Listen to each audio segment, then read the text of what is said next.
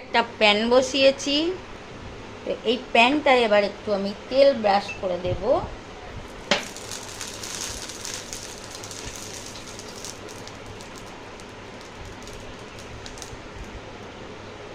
তো তেলটা গরম হয়ে গেছে, ব্যাটার দিয়ে দিচ্ছি, দিয়ে একটু এরকম ছড়িয়ে দেব আর গ্যাসটা একদম কম করে দেব।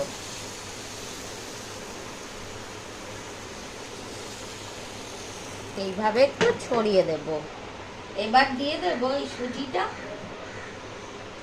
সুজিটা কিন্তু একটু হাত দিয়ে এরকম লম্বা করে আর দিয়ে দেব, এরকম সাইড একটু এভাবে চ্যাপটা করে দেব। এবার এটাকে আস্তে আস্তে আমি মুড়ে নেব। তো দেখো কি সুন্দর সাইড থেকে